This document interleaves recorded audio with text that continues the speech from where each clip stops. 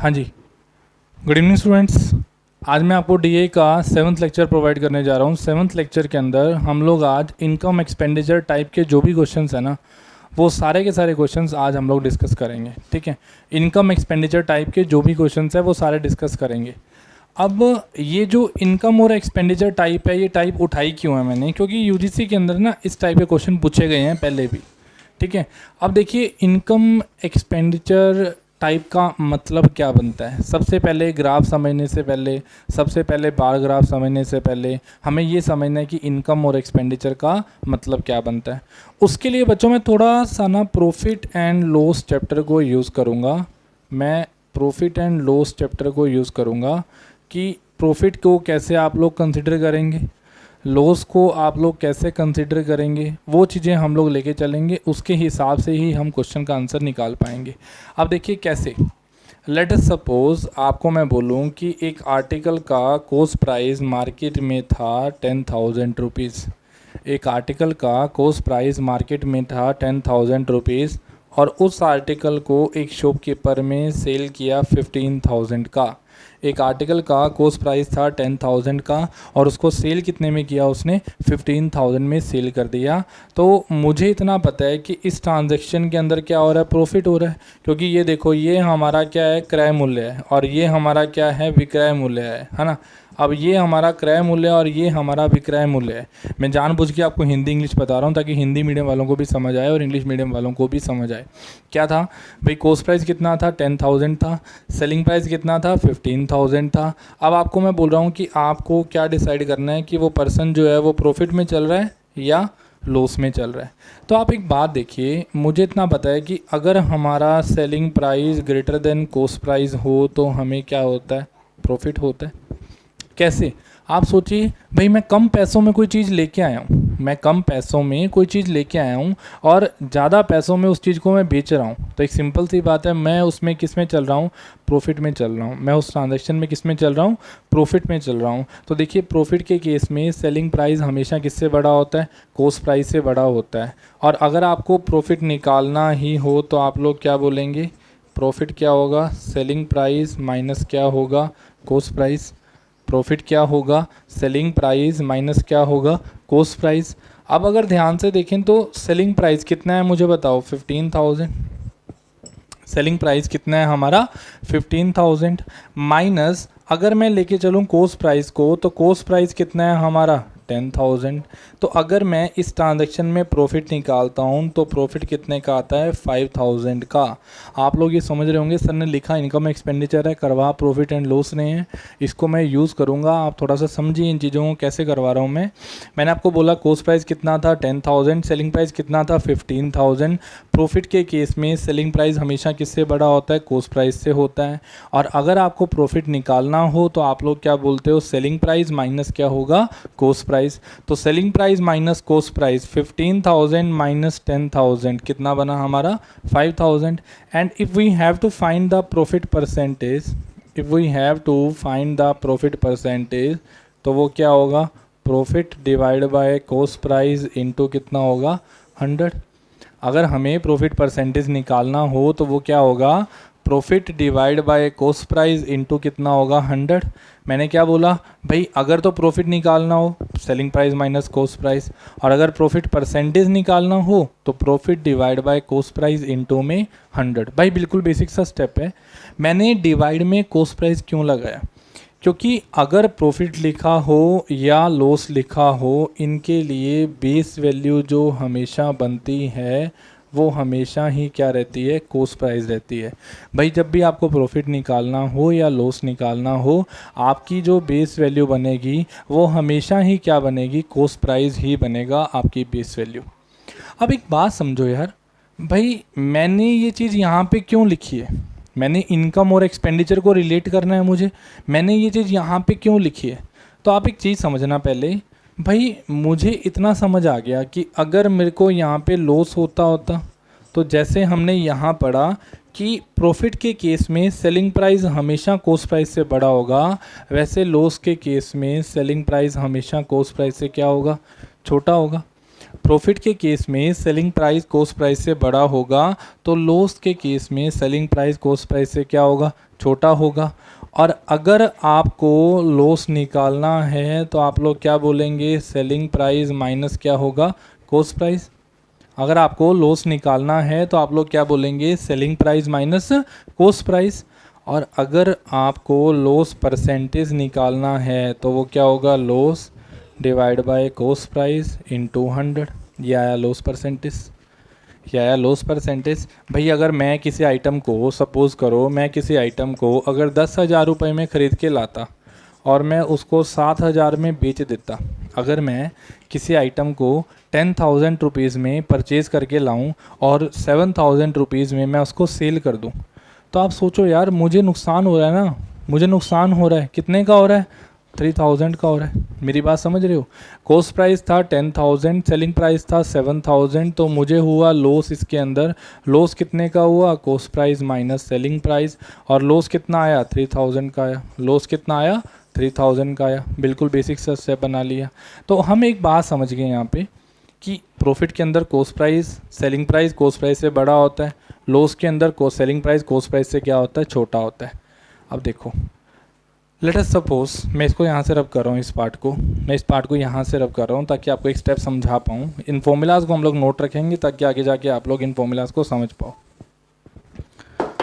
Let us suppose मैं आपको बोलता हूँ कि मैंने अपना एक इंस्टीट्यूट ओपन किया। लेट अस सपोज मैंने अपना एक इंस्टीट्यूट ओपन किया और उसको ओपन करने में मेरा जो एक्सपेंडिचर था वो 5 लाख रुपीज़ का मेरा एक्सपेंडिचर लग गया।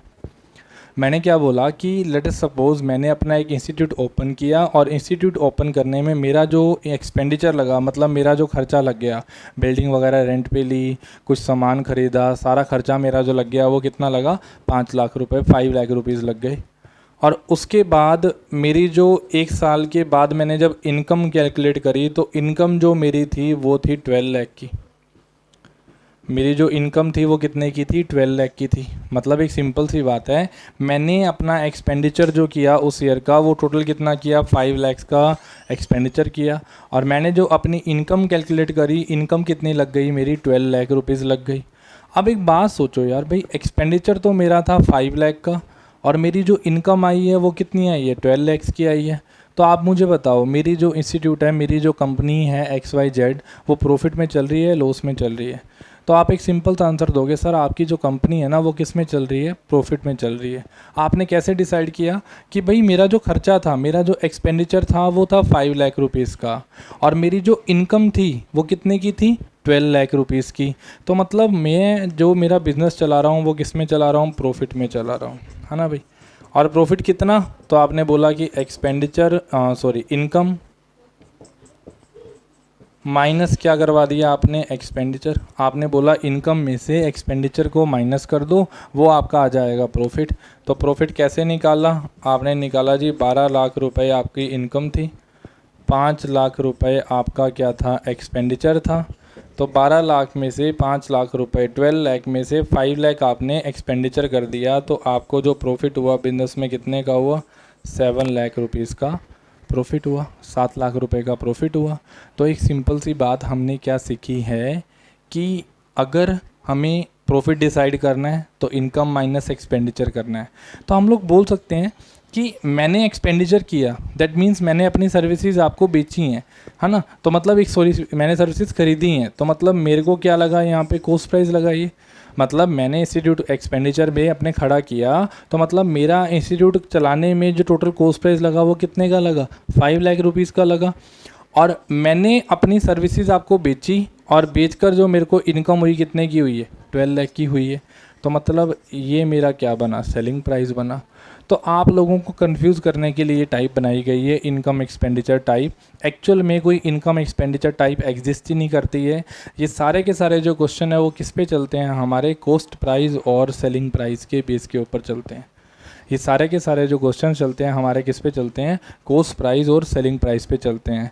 हम एक सिंपल सी बात बोलते हैं कि एक्सपेंडिचर जो होगा वो हमेशा क्या होगा, हमारा कॉस्ट प्राइस होगा। इनकम जो होगी वो हमेशा क्या होगी, हमारी सेलिंग प्राइस होगी। And if if income is greater than expenditure, if income is greater than expenditure then you are in profit,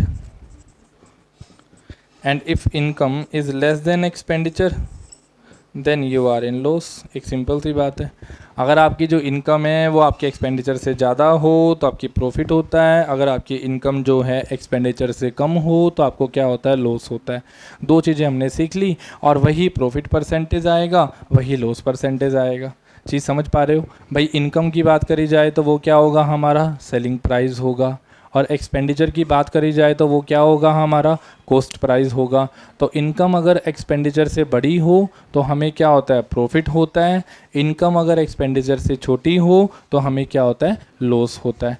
तो आप देखिए, आपको ना कई फॉर्मूलाज ऐसे बताएंगे, फॉर्मूलाज आपको बताएगा वो वहाँ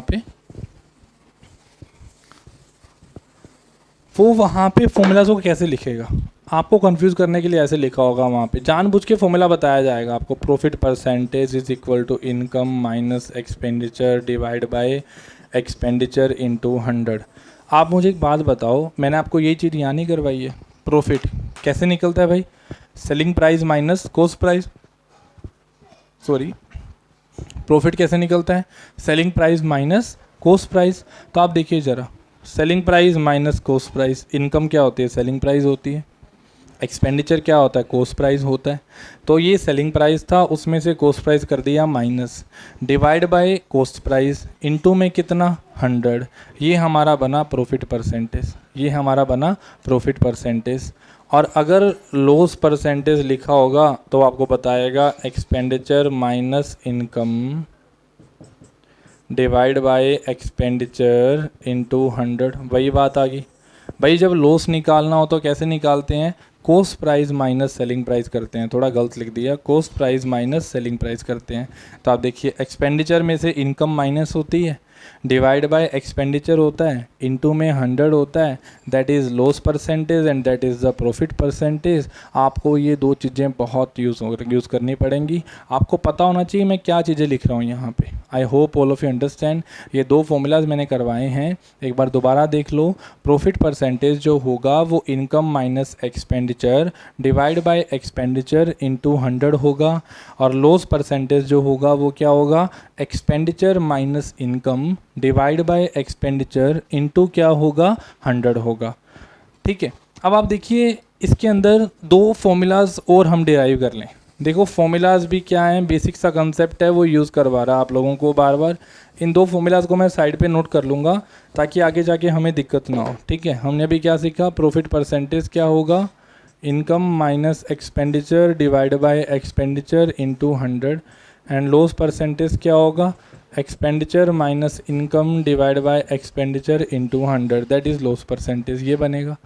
अगला स्टेप क्या बनता है, लेट अस सपोज मैं आपको बोलूँ कि आपने एक आर्टिकल को 12,000 रुपीज़ में सेल कर दिया और आपका जो प्रॉफिट परसेंटेज था वो 20% था।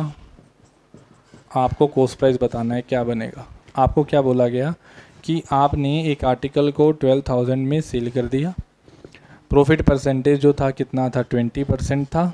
आपको क्या बताना है, कॉस्ट प्राइस बताना है। कॉस्ट प्राइस क्या बनेगा। अब एक सिंपल सी बात बताइए, मुझे सोच के बताना। परसेंटेज में आपको मैंने एक कंसेप्ट करवाया था कि कोई भी नंबर, कोई भी वैल्यू हमेशा अपने आप में कितने परसेंट होती है, 100% होती है। अगर कोई भी नंबर, कोई भी वैल्यू अपने आप में हमेशा 100% होती है तो मैं एक बात बोल सकता हूँ भाई, ये जो कॉस्ट प्राइस होगा वो भी अपने आप में कितना होगा, 100% होगा। तो अगर कॉस्ट प्राइस अपने आप में 100% होगा, अगर हमारा कॉस्ट प्राइस अपने आप में 100% होगा, तो मुझे बताओ अगर मुझे इसको सेलिंग प्राइस पे लेके जाना हो तो मैंने कितने परसेंट प्रॉफिट पे सेल किया, 20% पे।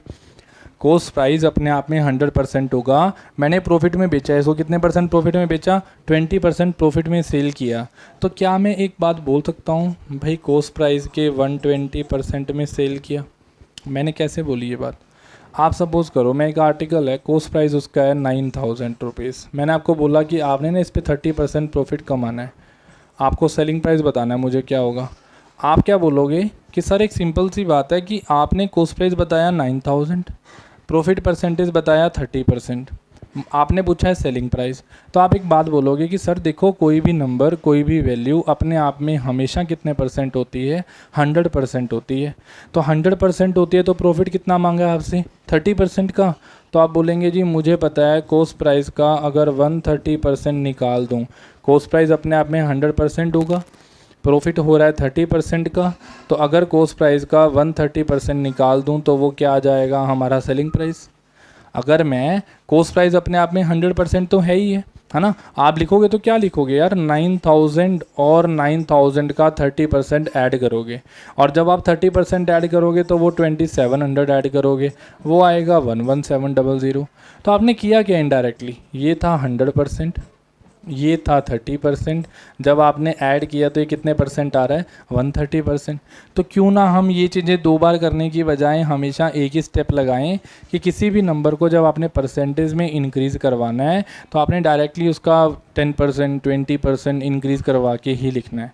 कल को आपको मैं बोलूँ कि एक नंबर है उसका आपने कॉस्ट प्राइस है, लेट अस सपोज वो है 10,000, आपको मैंने बोला कि आपने ना इसको लॉस में सेल करना है, और कितने लॉस में सेल करना है, 40% में सेल करना है लॉस में। तो आप क्या बोलोगे, भाई कॉस्ट प्राइस अपने आप में कितने परसेंट होता है, 100% होता है। कॉस्ट प्राइस अपने आप में कितने परसेंट होता है, 100%। आपको लॉस हो रहा है, कितने का हो रहा है, 40% का हो रहा है। तो आपको लॉस हुआ 40% का, तो आप बोलेंगे जी selling price, sorry cost price अपना कितना रह गया, 60%, और यही हमारा क्या होगा, सेलिंग प्राइस होगा। भाई मुझे सेलिंग प्राइस निकालने के लिए लॉस तो माइनस करना पड़ेगा, तो 100% में से 40% का तो लॉस हो गया, तो बचा कितना, 60%, 60%। तो कॉस्ट प्राइस का 60% जो है वो क्या होगा, हमारा सेलिंग प्राइस होगा। हाँ जी, ऑल ऑफ यू अंडरस्टैंड, सबको समझ आ रही है मेरी बात, ये समझ पा रहे हैं मेरी बात को। अगर आप लोग ये बात समझ पा रहे हो तो देखो यहाँ पे selling price 12,000, profit percentage 20%, cost price हमें नहीं पता, हमें कॉस्ट प्राइस निकालना है।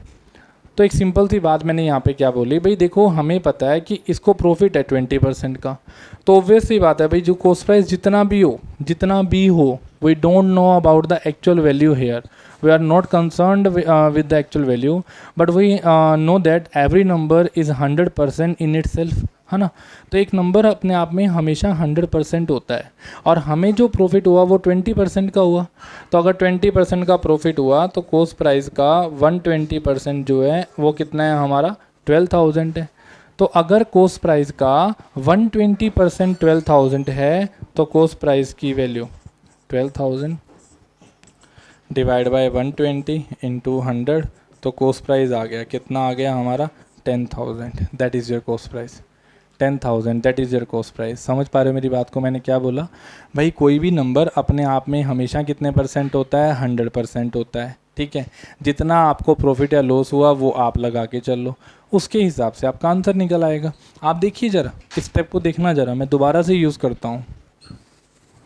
मैं क्यों चीज़ें बता रहा हूँ अभी आपको क्लियर करूँगा, ये चीज़ें मैं आपको अभी क्लियर करूँगा, आपको ये चीज़ें ध्यान से देखना ज़रा। सॉरी, आप देखिए अगर सपोज़ करिए मैं आपको बोलूँ कि एक आर्टिकल का कॉस्ट प्राइस हमें नहीं पता, हमें लॉस पता है, लॉस कितने का हुआ जी, 20% का लॉस हुआ। सेलिंग प्राइस आपको बता रखा है जी 16,000 का, आपसे पूछा है कॉस्ट प्राइस कितना आएगा। अभी हमने किया कंसेप्ट, हमने क्या किया कि अगर प्रॉफिट होगा तो 100 प्लस होगा, और अगर लॉस होगा तो 100 क्या होगा, माइनस होगा, है ना। तो अगर लॉस होगा तो 100 माइनस होगा, तो आप देखिए मुझे लॉस ही हो रहा है, कितने का हो रहा है, 20% का लॉस हो रहा है। तो आप लोग क्या बोलेंगे, आप लोग एक सिंपल सी बात बोलेंगे भी कॉस्ट प्राइस अपने आप में 100% होता है, और हमें लॉस हो रहा है 20% का। तो मुझे बताओ हमने कितने में सेल किया, 80% में सेल किया। तो हमारे हिसाब से कॉस्ट प्राइस का 80% क्या होगा, सेलिंग प्राइस होगा, और वो हमें सेलिंग प्राइस कितना दे रखा है, 16,000। तो अगर कॉस्ट प्राइस का 80% 16,000 होगा तो कॉस्ट प्राइस की value 16,000 divide by 80 into 100, cut कटा के वैल्यू कितनी आ जाएगी, 20,000। दैट इज़ योर आंसर, कि कॉस्ट प्राइस की वैल्यू कितनी आ गई हमारी, 20,000। बिल्कुल बेसिक सा स्टेप बताया। अब मैंने ये चीज़ आपको यहाँ पे क्यों बताई है, आपको ना बुक्स में डायरेक्टली एक फॉर्मूला लिखा होगा, क्या लिखा होगा भाई, अगर आपको कॉस्ट प्राइस निकालना हो तो आप लोग क्या बोलेंगे, selling price divide by 100 plus profit into 100, ये फॉर्मूला बना। अगर आपको कॉस्ट प्राइस निकालना हो, सेलिंग प्राइस दे रखा हो, तो selling price divide by 100 plus profit into 100। और अगर आपको कॉस्ट प्राइस दे रखा निकालना हो और लॉस होता हो, तो selling price divide by 100 minus loss into 100। ये बन गया। तो भाई वो देखो सिंपल सी बात है भाई, अगर कॉस्ट प्राइस दे रखा हो, सेलिंग प्राइस दे रखा हो, प्रॉफिट हो रहा हो, तो आप लगाएंगे कॉस्ट प्राइस का फॉर्मूला, कॉस्ट प्राइस प्लस करेंगे। है क्या अभी हमने किया, डिवाइड में 120 क्यों लगाया, क्योंकि 100% होता ही है, 20% प्लस में था तो 120 लगा दिया। और अगर लॉस हो रहा है तो 100 माइनस लॉस, चेक कर लो ज़रा, 100 माइनस 20, लॉस 20 का है, 100 माइनस 20 कितना आ रहा है 80। तो मतलब ये डिराइव्ड फॉर्मूलाज एक्चुअल में आपको मैंने बना के दिखाए हैं कि बने कहाँ से हैं। तो हम लोग इसको रिप्लेस करते हैं थोड़ा, हम लोग बोलेंगे कॉस्ट प्राइस हमारे क्या होगा, एक्सपेंडिचर होगा, सेलिंग प्राइस हमारी क्या होगी, इनकम होगी, फिर से कॉस्ट प्राइस हमारा क्या होगा, एक्सपेंडिचर होगा, और सेलिंग प्राइस हमारी क्या होगी, इनकम होगी। बात समझ आ गई मेरी। तो हमने एक बेसिक स्टेप बना लिया कि अगर एक्सपेंडिचर दे रखा है, इनकम दे रखा है, तो आप एक्सपेंडिचर निकालना है आपको, इनकम दे रखी है तो आप कैसे यूज़ करेंगे। अच्छा बच्चे एक बात और सोचना ज़रा, अभी हमने एक चीज़ की थी, अगर मान लो कॉस्ट प्राइस आपको दिया हो 20,000 रुपीज़, आपको प्रॉफिट कमाना हो 10% का। हाँ जी, हमारे पास टाइम पड़ा है क्या अभी, कितने मिनट पड़े हैं, 7-8 मिनट पड़े हैं, 7-8 मिनट पड़े हैं ना। चलिए, कॉस्ट प्राइस दे रखा है 20,000 का, प्रॉफिट परसेंटेज दे रखा है 10%, हमें सेलिंग प्राइस निकालना है, क्या बनेगा। तो आप एक बात देखो, हमें पता है कि सेलिंग प्राइस निकालना है, तो इसका मतलब है कॉस्ट प्राइस का 10% प्रॉफिट चाहिए। 10% प्रॉफिट मतलब आप कॉस्ट प्राइस का कितने परसेंट निकालोगे, 110%। और अगर मैं पूरा ब्रीफ में लिखने पे आऊँ तो इस 110 को कैसे लिखूँगा, 100 प्लस प्रॉफिट डिवाइड बाय 100। है तो कुछ नहीं, मैंने परसेंटेज निकाली है भाई, 100 प्लस प्रॉफिट कितना, 10, परसेंटेज था तो डिवाइड में क्या आया, 100 आया। तो मैंने आपको एक फॉर्मूला और बता दिया कि अगर आपको इनकम निकालनी है, एक्सपेंडिचर दे रखा है, तो expenditure into 100 plus profit divide bye 100 is the formula for finding the income, formula for finding the income. If here the loss is given, then we have to replace the formula, and we will write this formula as income is equal to expenditure into 100 minus loss divided by 100. Then the formula will be income is equal to expenditure into 100 minus loss divided by 100. These are some basic formulas for solving the questions of the type income expenditure. ठीक है, we have to consider all these formulas. ठीक है जी। आगे अगर जितने भी question आप attempt करोगे, सारे के सारे क्वेश्चन जो है हमारे इन्हीं टाइप्स के बेस के ऊपर बनेंगे। अभी मैंने कोई कंसेप्ट, कोई क्वेश्चन नहीं करवाया, मैंने आपको सिर्फ एक बेसिक स्टेप समझाया कि इनकम का मतलब क्या होता है, हमारा सेलिंग प्राइस, एक्सपेंडिचर का मतलब क्या होता है, हमारा कॉस्ट प्राइस होता है। और अगर हम लोग लेके चलें हमारे प्रॉफिट के फॉर्मूले को, तो आपके सामने लिखा हुआ है, लॉस परसेंटेज का फॉर्मूला भी आपके सामने लिखा हुआ है। चलिए, मैं एक बड़ा बेसिक सा क्वेश्चन करवाता हूँ आपको, ताकि आपको ये टाइप क्लियर हो पहले तो, भी टाइप है क्या एक्चुअल में।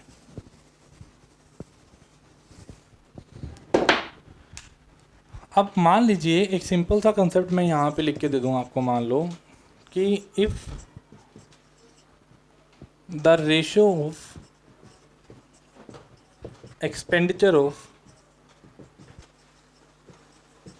To companies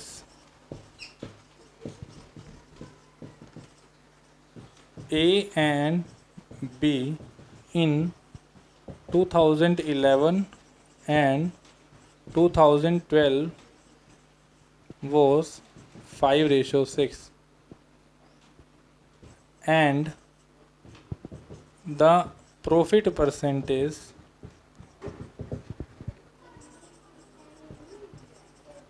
earned by two companies was 30% and 40% respectively. Find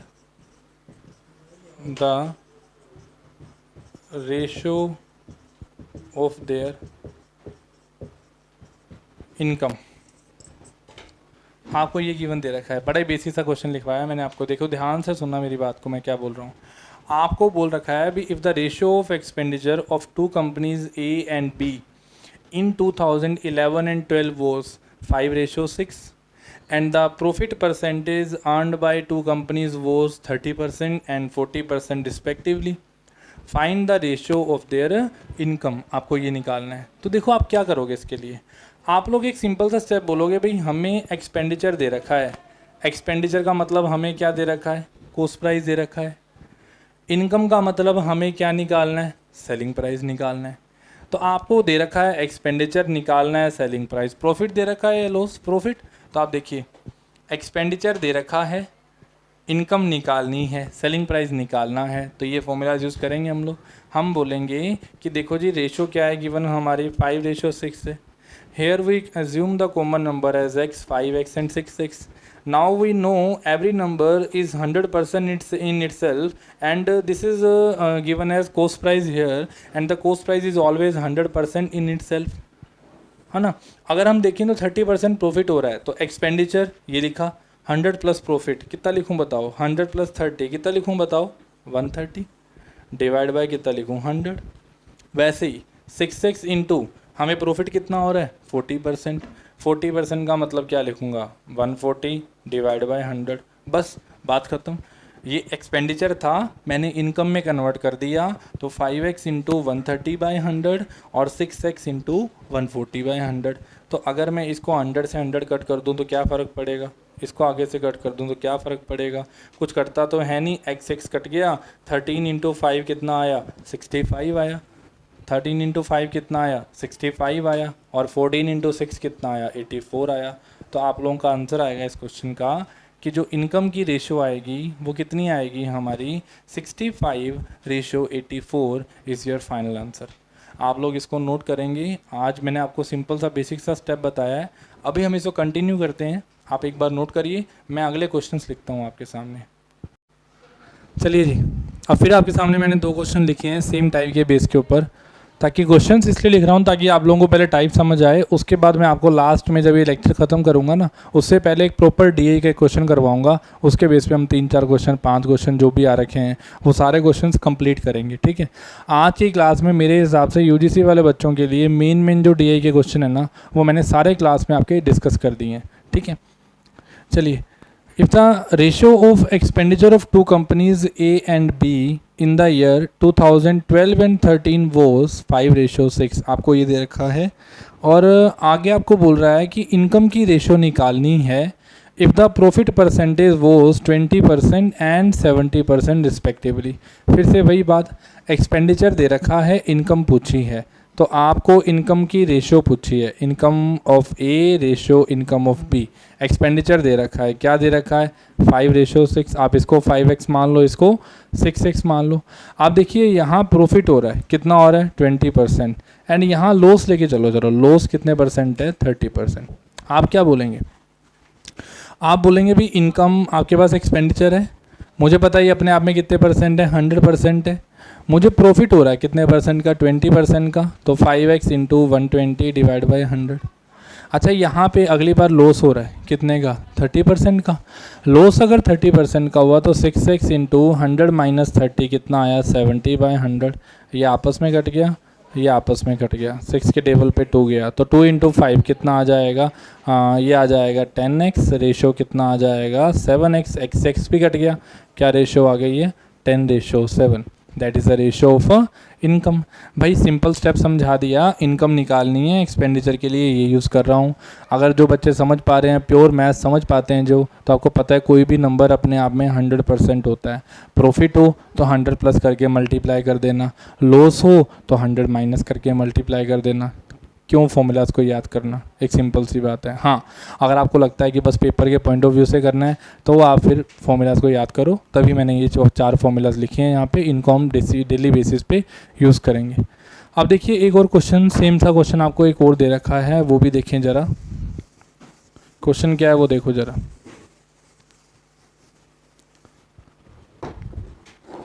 आपको बोला गया if the ratio of income of two companies A and B in the year 2013 and 14 was 7:8। आपको कंपनी ए और बी की income की ratio बता रखी है।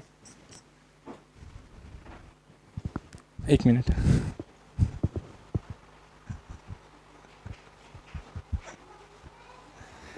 चलिए स्टार्ट करते हैं। आपको ए और बी की इनकम की रेशियो बता रखी है, कितनी बताइए आपको? 7:8 बताइए, ठीक है। आगे आपको बोला गया कि परसेंट प्रॉफिट जो है कितने परसेंट है, यहाँ पे 20% है, और यहाँ कितने बताइए? 40%, 30% बताइए। आपको इनकम की रेशियो दे रखी है, आपसे पूछा क्या है? एक्सपेंडिचर की रेशियो पूछी है। अब देखो थोड़ा सा क्वेश्चन उल्टा हो गया। कैसे? इनकम की रेशियो दे रखी है, एक्सपेंडिचर की रेशियो पूछी है, तो आप लोग क्या बोलेंगे? इनकम कितनी है? 7x। कितना प्रॉफिट हुआ? 20% का। एक्सपेंडिचर पे जाना है, एक्सपेंडिचर पे जाना है, इनकम दे रखी है, तो income upon 100 plus profit, 100 plus 20, 120 into 100, ये आ जाएगा रेशो के अंदर।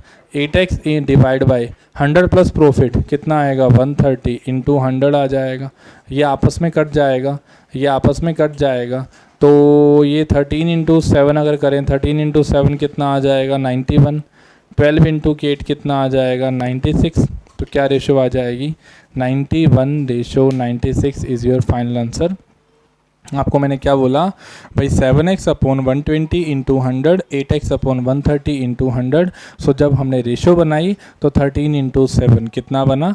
91, और 12 इंटू 8 कितना बना? 96। तो रेशो आ गई हमारी 91:96 इज़ योर फाइनल आंसर। सबको समझ आ रहा होगा?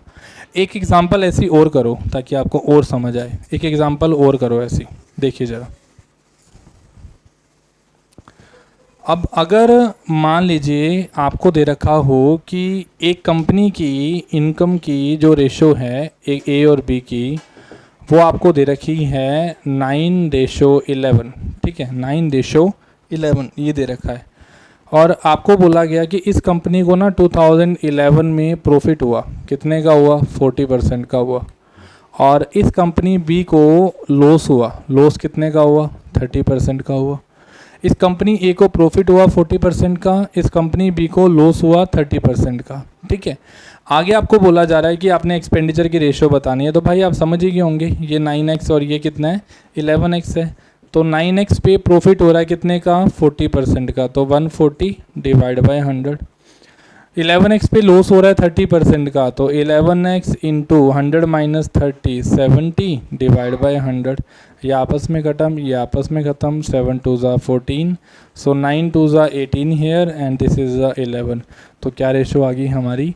18:11। ये आंसर आ गया हमारा एक्सपेंडिचर का। अब तक हमने दो टाइप्स कवर कर ली हैं। वो दो टाइप्स क्या बनती हैं हमारी? कि अगर आपको एक्सपेंडिचर दे रखा हो, इनकम की रेशियो निकालनी हो, तो आप वो भी निकाल सकते हो। और अगर आपको इनकम की रेशियो दे रखी हो, आपको एक्सपेंडिचर की रेशियो निकालनी हो, आप वो भी बड़ा इजीली निकाल सकते हो। अब एक क्वेश्चन मेरे दिमाग में आ रहा है और मुझे लगता है कि वो क्वेश्चन करवाना इंपॉर्टेंट भी है, तो देखना ज़रा क्वेश्चन क्या है। और बड़ी बार पूछता है ये क्वेश्चन ना, कहता if the income of two companies, if the income of two companies A and B in the year 2012 and 2013 were equal, and the profit earned by these companies, profit earned by these companies was 20% and 30% respectively. ठीक है जी, ये word लिख के दे रखा आपको, ठीक है। आगे आपको दिया गया कि इफ़ द, हम यहाँ पे एक्सपेंडिचर लिखते हैं एक बारी, ठीक है। आगे आपको बोला गया if the total income of companies, if the total income of both the companies was 5 lakh 40,000 ये दे दिया आपको, ठीक है। या फिर आप लोग लिख लीजिए यहाँ पे 54 लैक्स, ठीक है जी। आपसे पूछा गया कि find the expenditure of company A, company A का आप एक्सपेंडिचर बताइए क्या है। मैंने क्वेश्चन लिखा यहाँ पे, if the expenditure of two companies A and B in the year 2012 and 13 were equal. भाई दोनों कंपनीज का जो एक्सपेंडिचर था ना, कंपनी ए का जो एक्सपेंडिचर था और कंपनी बी का जो एक्सपेंडिचर था, कंपनी ए का जो एक्सपेंडिचर था और कंपनी बी का जो एक्सपेंडिचर था, दोनों का एक्सपेंडिचर क्या था, सेम था, सेम था, बिल्कुल सेम था, ठीक है। आगे आपको बोला गया कि आपका प्रॉफिट परसेंटेज अर्न जो किया इन लोगों ने 20% और 30% किया। आपको बोल रहा है कि टोटल इनकम जो है इन कंपनीज़ की वो कितनी है, 54 लैक्स है। अब टोटल इनकम निकालने के लिए भाई हमें भी टोटल इनकम एज्यूम करनी पड़ेगी। तो मैं पहले बेसिक मेथड बताता हूँ। Let us assume the expenditure of both the companies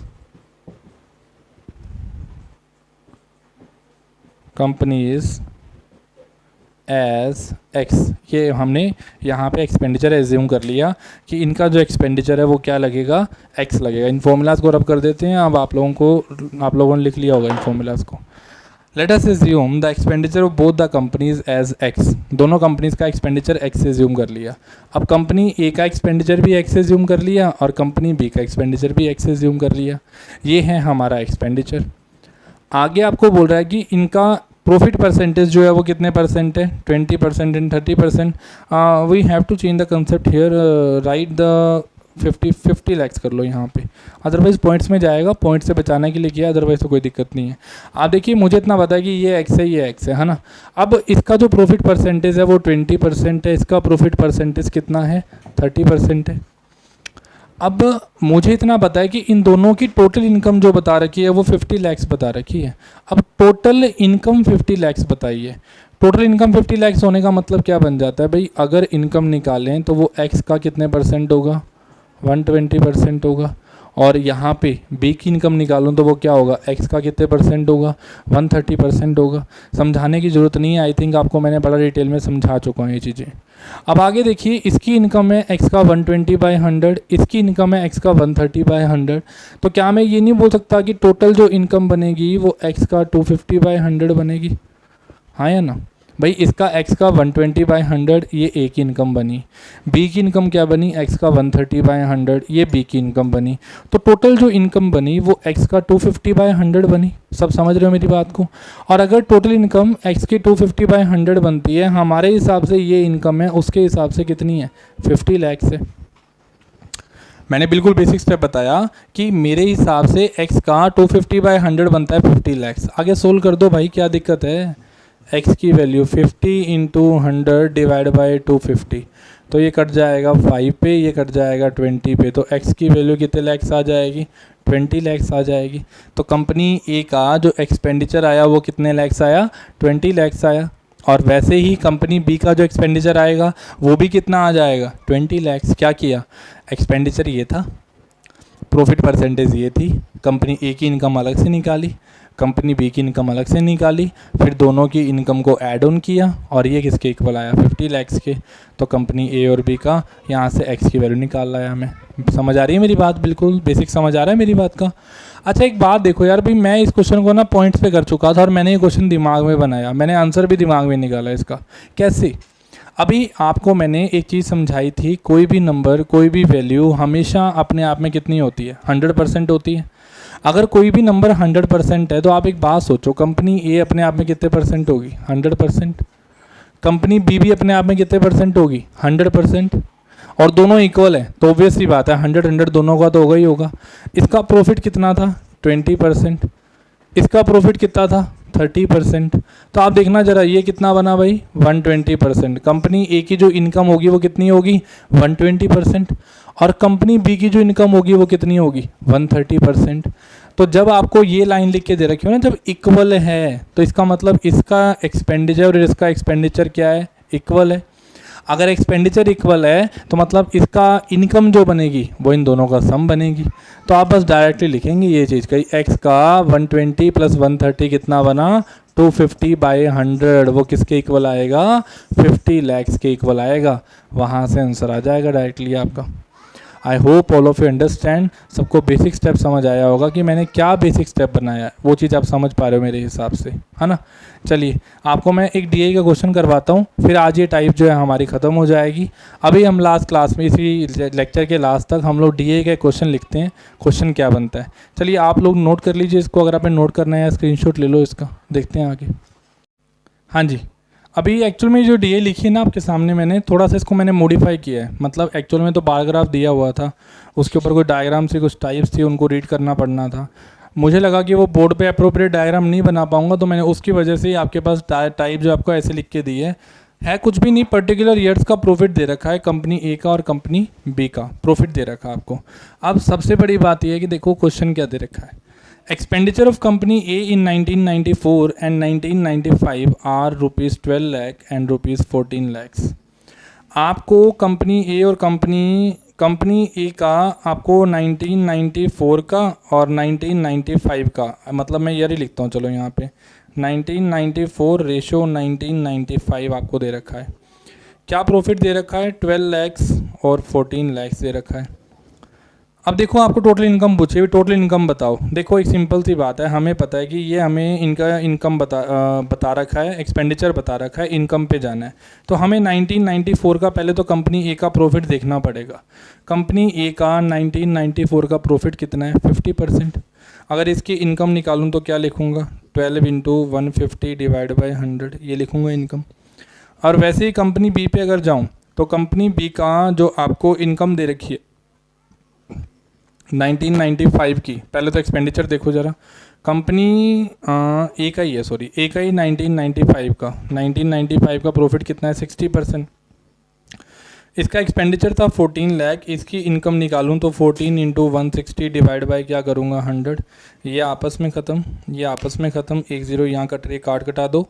12 × 15 ये होगा 180, और ये 180 आ गया, 180 लैक्स आ गया, प्लस में इनकम आई है ये इसकी इनकम आई है, प्लस इसकी इनकम निकालूं तो 14 × 6, ये पॉइंट्स में जाएगा, ये आएगा 140 + 84, 140 + 84, 140 + 80 कितना आया 224, सॉरी ये आया 224 ही आएगा ना, हाँ 6 4 ज़ा 24, तो ये आया 6 आया 4 24, ये आया और 1 × 2 224 आएगा, तो 22.4 लैक्स आएगा। जब आप इसको ऐड करेंगे तो आपका पॉइंट्स में ऐड कर लो इसको, 180 + 22 कितना आएगा 202.4 lakhs. That is the total income of both the companies in companies A in 1994 and 1995 together. Total आपको मैंने इनकम बता दी यहाँ पे। एक क्वेश्चन और देखते हैं, ये प्रीवियस ईयर क्वेश्चन एक और आया हुआ है, वो भी देख लें ज़रा इसके साथ साथ। चलिए देखते हैं ज़रा। नेक्स्ट क्वेश्चन क्या बन जाता है हमारे पास, एक क्वेश्चन दे रखा आपको, कहता जी ratio of expenditure of both the companies, ratio of expenditure of companies, expenditure company A और कंपनी बी की आपको रेशो दे रखी है, कौन से 1993 की आपको रेशो प्रोवाइड कर रखी है, और क्या रेशो दे रखी है ए और बी की 4:5 बता रखी है, इनके एक्सपेंडिचर की रेशो है। आपसे पूछा गया कि इनकी इनकम की रेशो बताओ, वही क्वेश्चन आगे जो मेरा करवाया हुआ है। आप लोगों को क्या दे रखा है, एक्सपेंडिचर की रेशो दे रखी है, इनकम की रेशो पूछी है, और प्रॉफिट देख लो आप यहाँ से। 1993 में कंपनी ए का जो प्रॉफिट था वो 45, तो कैसे लिखूँगा 4x × 100 + 45, प्रॉफिट है क्योंकि तो प्लस होगा, डिवाइड बाय 100। वैसे ही 5x × यहाँ पे भी प्रॉफिट है ना, तो 5x × ये प्रॉफिट कितना है मुझे बताना है एक बार ज़रा। कंपनी बी का 1993 में प्रॉफिट कितना है 50, तो 5x × 150/100 ये आ जाएगा, ये आपस में ख़त्म हो गया। और कटता है तो काट दो, 5 पे कट रहा है तो ये 29 आ जाएगा, ये 5 पे कट गया, तो 29 × 4 होता है हमारे पास 81 आया, और 36 एक आया 116 आ गया। अभी और कट रहा था ये 2 पे काटो इसको, 2 पे गया, ये कितना आया हमारा 75, आई थिंक और नहीं कटेगा ये, तो 29 इंटू 2 कितना आएगा 58, रेशो कितनी आएगी 75। तो ये इनकी इनकम की रेशो आ जाएगी कि इनकम की रेशो कितनी बनेगी 58:75, that is the ratio of their income. ये आ गया हमारा। चलिए एक क्वेश्चन जरा और देखें इसके बेस पे क्या बन सकता है। क्वेश्चन में क्या दे रखा है देखते हैं जरा। आपको टोटल एक्सपेंडिचर कंपनी बी का ऑल द ईयर्स टुगेदर, अच्छा आपको टोटल एक्सपेंडिचर बता रखा है कंपनी बी का, टोटल एक्सपेंडिचर बता रखा है कंपनी बी का in all the years together, in all the years together was कितना बता रखा है 125 lakhs बता रखा है, ये दे रखा है। What was the total income of company in all the years, what was the total income of company, हाँ जी टोटल इनकम निकालनी है। देखो यार ये क्वेश्चन मेरे हिसाब से सोल्व नहीं होगा, आप सोचना ही मत इस क्वेश्चन को। क्यों? अगर आपको मैं बोलूँ कि total A plus B plus सी ये है 150, आपको पता है कि ए 20% इंक्रीज़ होगा, बी 30% होगा, सी 40% होगा। भाई इसका मतलब ये तो नहीं कि 150 का सम कर दोगे ना, आप क्या करोगे, आपको ए बी सी की अलग अलग वैल्यूज़ पता होनी चाहिए। अब मुझे तो सिर्फ इतना पता है कि ए बी सी का सम कितना आता है 150 आता है, तो भाई ए बी सी का सम 150 है, तो क्या पता भाई ए की वैल्यू क्या हो, क्या पता बी की वैल्यू क्या हो, क्या पता सी की वैल्यू क्या हो। अगर ये वैल्यूज़ पता होती तो मैं प्रॉफिट को यूज़ करके इनकी टोटल इनकम का सम निकाल देता। अभी मैं टोटल इनकम के बारे में कुछ नहीं बता पाऊँगा। क्यों नहीं बता पाऊँगा? क्योंकि मुझे हर एक साल की अलग अलग बेस वैल्यू चाहिए। मुझे ये चाहिए कि कंपनी ए का एक्सपेंडिचर 1990 में कितना था, कंपनी बी का एक्सपेंडिचर 1991 में कितना था, कंपनी सी का एक्सपेंडिचर 1991 1992 में कितना था। मुझे ये चीज़ चाहिए। अगर मेरे को एक्सपेंडिचर बता रखा है तब तो मैं निकाल सकता हूँ, अदरवाइज़ मैं कैसे निकाल पाऊँगा। मुझे टोटल एक्सपेंडिचर बता दिया, भाई मान लो टोटल एक्सपेंडिचर कंपनी ए का बता दिया, तो अब मुझे क्या पता कि 1990, 1991, 1992, 1993, 1994 इनका एक्सपेंडिचर क्या होगा, इसके बारे में मैं कुछ भी नहीं बता पाऊँगा। I hope all of you understand, सबको समझ आ रही है मेरी बात। आप देखिए ज़रा, अगर मैं अगला क्वेश्चन लेके चलूँ, नेक्स्ट क्वेश्चन लेके चलें इसके अंदर, तो नेक्स्ट क्वेश्चन क्या बन जाएगा वो देखो ज़रा, देखो ज़रा नेक्स्ट क्वेश्चन क्या बनता है। अब नेक्स्ट क्वेश्चन आपको दे रखा है, if the income of B in 1992 and 1993, company B की जो इनकम है वो दे रखी है 1992 और 1993 की, आपको रेशो दे रखी है कितनी 3:4 दे रखी है, 3:4 दे रखी है income. Find the ratio of expenditure of both the companies, वही बात आ गई, रेशो ऑफ एक्सपेंडिचर निकालना है। कंपनी ए की बी की इनकम दे रखी है, रेशो एक्सपेंडिचर निकालना है, तो कैसे निकालोगे, ये 3x ये 4x। 1992 की कंपनी बी की जो इनकम थी कितनी थी, सॉरी प्रॉफिट कितना था 1992 का 45, और 1993 का प्रॉफिट कितना था 50। तो आप लोग क्या बोलेंगे, 3x था डिवाइड बाय, एक्सपेंडिचर पे जाना है तो डिवाइड में आएगा, क्या आएगा, प्रॉफिट देखो 45 था तो ये आएगा 145 इंटू 100। वैसे ही यहाँ आएगा 4x divide by company B का प्रॉफिट 150 इंटू 100।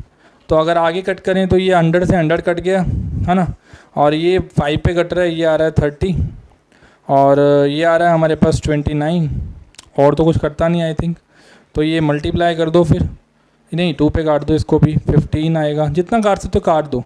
देखो रेशो जब ऐसे पड़ी होती है ना, 3/5 पड़ा होता है, 1/7 पड़ा होता है, तो भाई ये क्रॉस मल्टीप्लाई हो जाती है। इसका रीज़न क्या है, रीज़न ये है भी किसी नंबर को आप 3/5 डिवाइड बाय 1/7 लिखते हो तो डिनोमिनेटर ऊपर जाके उल्टा हो जाता है, तो वही चीज़ यहाँ पे है। तो आप बोलेंगे 15 इंटू 3 45 आएगा, 29 इंटू 2 58 आएगा, तो आंसर क्या आ जाएगा 45:58 आ जाएगा। अभी एक आधा क्वेश्चन और देखें इसके बेस पे पड़ा है, तो एक आधा क्वेश्चन और पड़ा है तो देखते हैं। चलो अगर आप ये चीज़ समझ पाए तो मेरे हिसाब से क्वेश्चन सारे कंप्लीट हो गए हैं, ठीक है। क्वेश्चन मेरे हिसाब से नहीं, पेंडिंग तो नहीं बचा ना क्वेश्चन, कोई नहीं पेंडिंग कोई क्वेश्चन नहीं बचा है, ठीक है। तो हम लोग आगे से कंटिन्यू करेंगे लेक्चर को। यहाँ पे डीआई की जो मेन सीरीज़ है हमारी वो ख़त्म हो रही है, आगे कंटिन्यू करेंगे। Okay, thank